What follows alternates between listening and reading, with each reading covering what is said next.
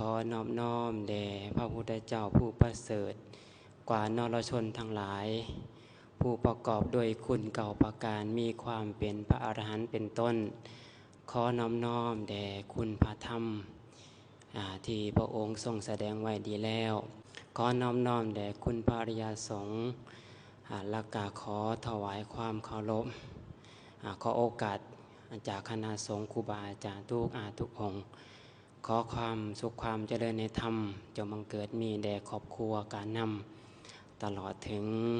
ญาติโยมอุบาสกอุบาสิกาทุกท่านทุกคนในการบำเพ็ญบุญบำเพ็ญกุศลอุทิศถึงพระเดชพระคุณพอทานใหญ่มหาบุญมาสีมาพรหมขอให้ท่านทั้งหลายเอามือลงฟังโดยความเคารพสมดังพระคาถาที่ตมาได้ยกไว้ในเบื้องต้นนั้นว่าคัพพะเมเกอุปัชชันตินิระยังปาปะกามิโนเป็นต้นแปลความว่าสัตว์บางจำพวกย่อมเข้าสู่คันย่อมเกิดในคันสัตว์บางจำพวกผู้มีกรรมชั่วย่อมไปเกิดในนรกสัตว์บางจำพวกผู้ได้กระทำกรรมดีไว้ย่อมไปสู่สวรรค์ผู้บ่มีอาสวะเหลือผู้บ่มีกิเลสย่อมไปสู่นิพพานจะอธิบายแต่ละข้อไปข้อที่หนึ่งพระนาวาสัตว์บางจำพวกเกิดในคันก็คือหมายถึงมนุษย์การที่เฮาได้เกิดเป็นมนุษย์ก็ย้อนบุญย้อนกุศลสาเหตุที่พวกเฮาทั้งหลายที่นั่งอยู่นี่ก็ดีหูบ่ได้หนวกตาบ่ได้บอดมีหน้าที่การงานมีเสื้อผ้าอาภรณ์มีทรัพย์สินเงินทองบ้านใหญ่โตมีรถขี่มีหน้าที่การงานดีย้อนอาศัยบุญกุศลที่เคยสร้างไว้บ่แม่นจู่ๆแล้วจะเกิดขึ้นมาและร่ำรวยนะบ่แม่นทุกอย่างมีเบื้องหลังและการเกิดเป็นมนุษย์นี่เพิ่นว่ายากแท้ยากว่าแล้วยากจังใดเพิ่นว่าการได้เกิดเป็นมนุษย์นี่ยากอยู่ที่ว่าต้องมีบุญกุศลเคยสั่งสมอบรมไว้ตั้งแต่อดีตส่วนหลายแล้วที่เฮานั่งอยู่นี่เนี่ยนะแค่ 1% นะในบรรดา 100% เอาคือว่าแนวนั้น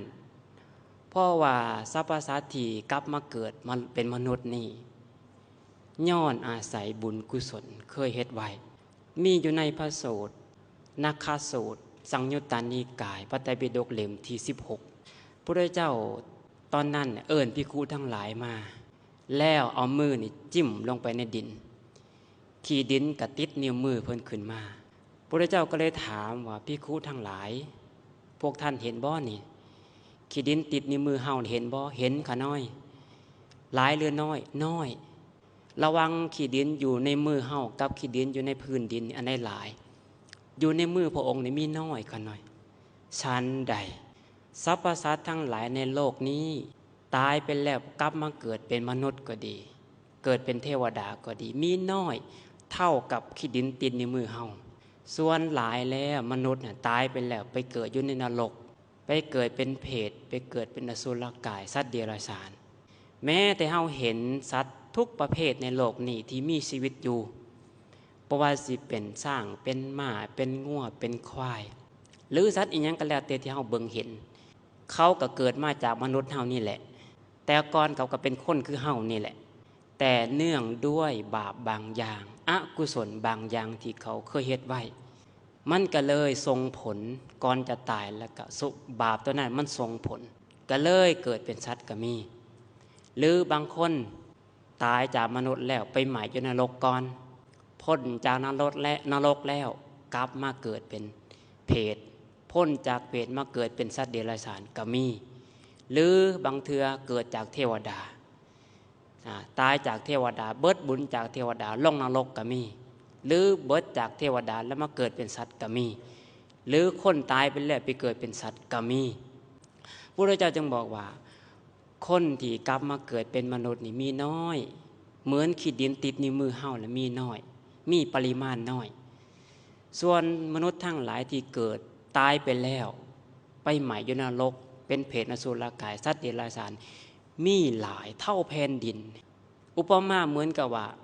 ถ้าจะเปรียบเทียบว่าคนเท่ากัน100 คนคนที่ไปเกิดมนุษย์เนี่ยมีแค่ 1% ส่วนนั้นลงนรกเกิดเป็นเปรตอสุรกายสัตว์เดรัจฉานเพราะฉะนั้นแล้วการกลับมาเกิดเป็นมนุษย์ของเฮานี่บ่แม่นได้มาฟรีๆต้องมีองค์ประกอบต้องมีเบื้องหลังเหมือนญาติโยมทั้งหลายที่เฮานั่งอยู่ตรงนี้ที่มีฐานันดรมีศักดิ์ใหญ่มีเงินมีทองมีหน้าที่การงานทุกอย่างมีเบื้องหลังย้อนบุญกุศลได้บ่แม่นเกิดขึ้นมาแล้วจะมีแล้วบ่แม่นทุกอย่างมีที่มาที่ไปแต่ว่าเฮาบ่สามารถที่จะจำแนกได้ว่าเฮาเคยเฮ็ดอีหยังแน่แต่มีเพียงพระสัมมาสัมพุทธเจ้าเท่านั้นที่พระองค์เป็นพระสัพพัญญุตญาณสามารถจำแนกสัตว์ในโลกนี้ในจักรวาลนี้หลายจักรวาลหลายแสนจักรวาลสามารถจำแนกได้เนาะแต่พวกเฮาอย่างปุถุชนบ่สามารถที่จะจำแนกได้และก็บ่ฮู้พร้อมอันนี้เอิ้นว่าสัตว์ทั้งหลายมาเกิดในขันธ์ประการที่2สัตว์บางจำพวกว่านะผู้ได้กระทำความชั่วไว้กระทำความชั่วในที่ลับกระทำความชั่วในที่แจ้งบุคคลผู้มักฆ่ามักเบียดเบียนมักลักเอาสิ่งของคนอื่นมาเป็นของตนโดยส่อโดยโกงลงละเมิดสามีภรรยาของคนอื่นนะหรือว่าเว้าขี้ตัวเว้าส่อเสียดเว้าคำหยาบ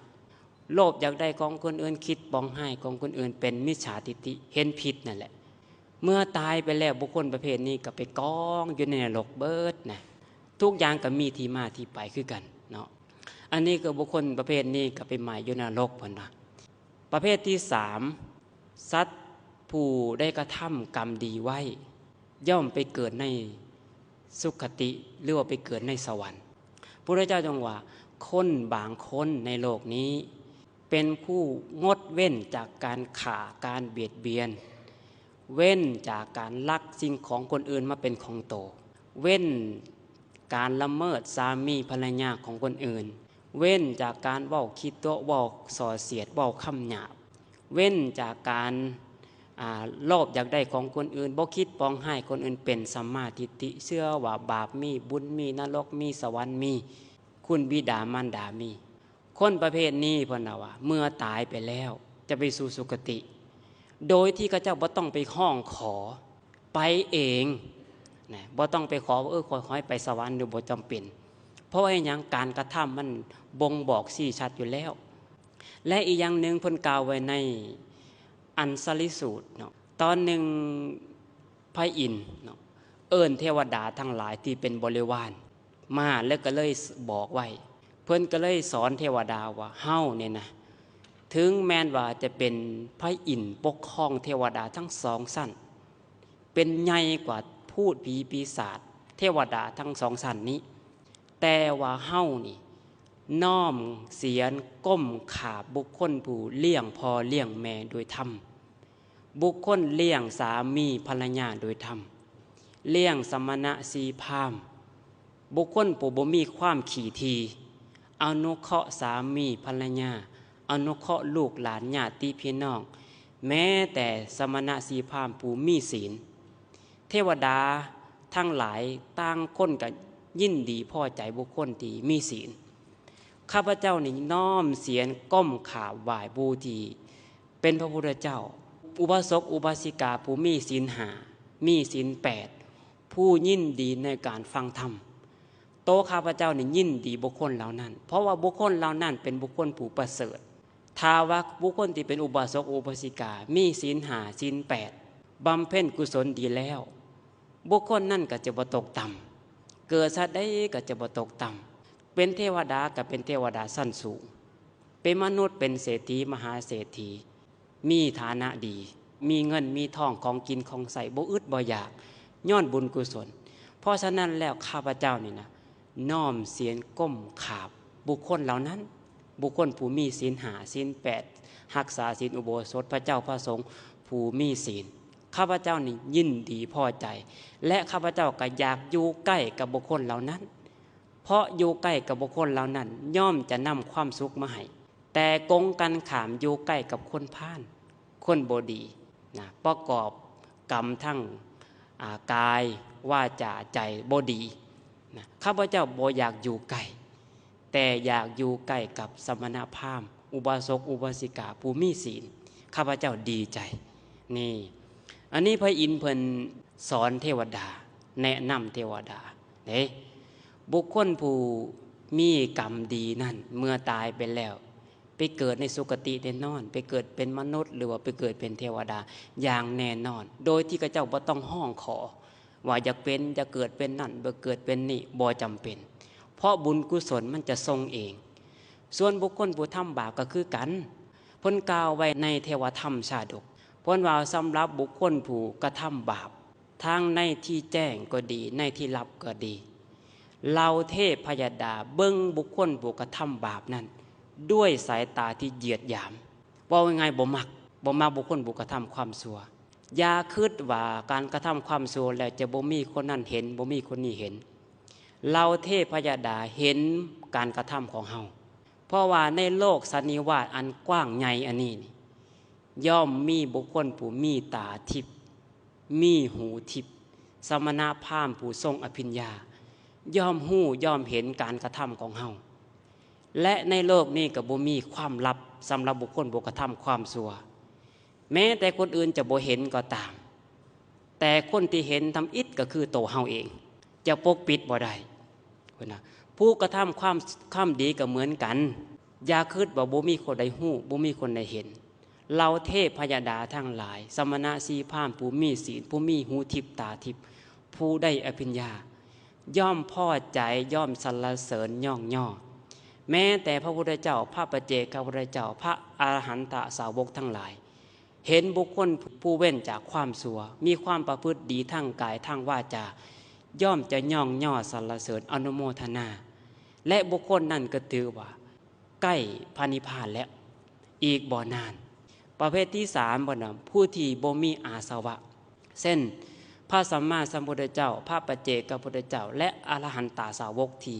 หมดกิเลสแล้วบ่มีความยึดถือแล้วบ่มีมานะทิฏฐิความถือตัวอย่างต่างๆทำลายธาตุขันธ์ทั้งหมดแล้วชัมหะกิเลสให้มันเบิดไปแล้วจิตใจบ่มีกิเลสบ่มีเครื่องยึดถือแล้วเพิ่นก็เข้าสู่นิพพานแต่สำหรับบุคคลผู้ยังมีกิเลสอยู่ก็ยังท่องเที่ยวอยู่ในวัฏสงสารนี่บ่จบบ่สิ้นมื้อนี้ก็ถือว่าขออนุโมทนากับทั้งครอบครัวการนำตลอดถึงญาติโยมอุบาสกอุบาสิกาในการบำเพ็ญบุญบำเพ็ญกุศลถึงพระเดชพระคุณพระทานและพวกเฮาก็ได้บุญได้กุศลนั่นเป็นการสั่งสมบุญไปในโตถือเหตุตัวนี้ในการสร้างบุญสร้างกุศลแล้วก็บุญกุศลตัวนี้แหละก็จะทรงยู่ให้เฮาปูนไปเกิดในถึงดีถึงสุขเกิดเป็นมนุษย์ก็จะกลายเป็นผู้ที่มีโภคาสมบัติมีบริวารสมบัติและจะชุดท่าจะได้นิพพานสมบัติก็ขออนุโมทนาสาธุด้วยอำนาจการแสดงธรรมในวันนี้ขอพระสัทธรรมของสัตบุรุษจงดำรงอยู่นานขอฝ่าฝนจงตกต้องตามฤดูกาลยังปวงประชาชื่นเย็นขออุบาสกอุบาสิกาทั้งหลายจงมีความสุขกายสุขใจอยู่ดีไม่แห้งบริหารบ้านเมืองบริหารธุรกิจก็ขอให้ราบรื่นอยู่เย็นเป็นสุขแล้วก็ขอให้เจริญในหน้าที่การงานเจริญในศีลในธรรมประพฤติปฏิบัติธรรมสะดวกจนเป็นเหตุเป็นปัจจัยได้บรรลุมรรคผลนิพพานจงทุกท่านทุกคนด้วยเถิด